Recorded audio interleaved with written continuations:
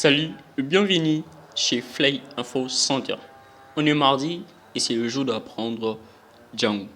Précédemment, nous avons introduit pour vous appréhender ce que c'est que Django, où nous avons vu que Django n'était rien d'autre qu'un framework web Python servant à développer des applications web.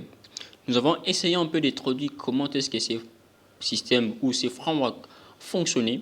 Nous avons vu qu'il est tout basé sur les systèmes MVP. Et ce système, c'est ce que nous allons voir aujourd'hui ensemble avec vous.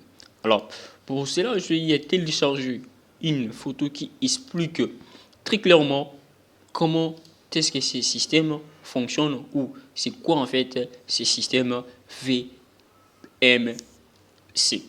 Alors, voici en fait l'image représentative du fonctionnement du système MVC. Je m'en vais pour dire le M ou la première lettre veut dire modèle. Modèle, qui dit modèle, fait allusion aux données. C'est-à-dire, ceci est au niveau de la base des données. Deuxièmement, on a parlé des C qui veut dire contrôleur, encore contrôle. Et nous verrons que lorsque nous allons commencer à développer nos sites web, nous n'allons pas parler des sites, mais nous allons parler des URL. Des URL qui vont traiter nos views. Le view, c'est ce qu'on appelle le view. Lorsqu'un utilisateur accède à un site, par exemple, il voit des données. Et il peut cliquer, par exemple, au niveau d'une URL ou d'un lien. Cette URL doit nécessairement lui emmener à une autre page. Mais avant que cet utilisateur puisse voir la page demandée, au niveau de backend de votre ou encore au niveau de backend nécessairement de votre site, l'URL ou la demande de l'utilisateur sera en fait traitée avec le contrôleur.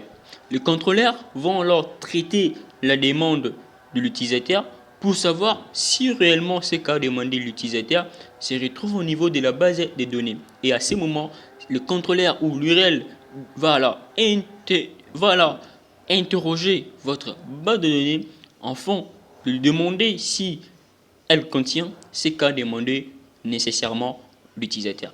Et si la base de données contient réellement ce qu'a demandé l'utilisateur, va alors répondre le contrôleur pour lui affirmer que ce que vous demandez ou ce que vous m'avez demandé s'y retrouve nécessairement et voici son rendu.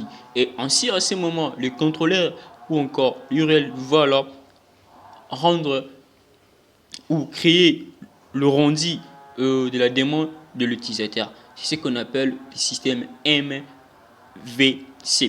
Mais lorsque nous allons développer, nous n'allons pas parler des contrôleurs, mais nous allons parler des URL, nous allons parler des views, mais nous allons parler des views, et troisièmement, nous allons parler des modèles.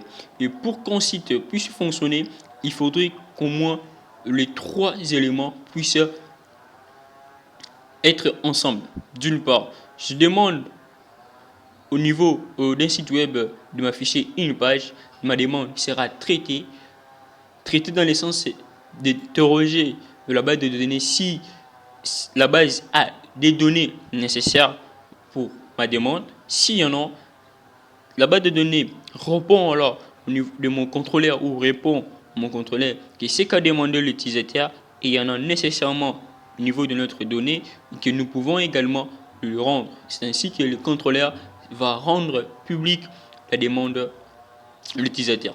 Alors pour qu'un site web puisse fonctionner, il faudrait nécessairement qu'il y ait la coordination de ces trois choses. Sans ces trois choses, vous voyez que vous pouvez demander une page, mais puisque votre demande ne sera pas traitée, cela veut dire que votre demande sera jetée et vous n'aurez non plus ce que vous avez demandé. Ici, Django est un framework complet puisqu'il vous permet d'avoir la possibilité de pouvoir faire tout en Django sans avoir besoin d'une application tierce pouvant soit contrôler vos demandes ou encore vos données. Merci et on se retrouve très prochainement pour voir comment arriver à installer Django de votre ordinateur ou de votre projet.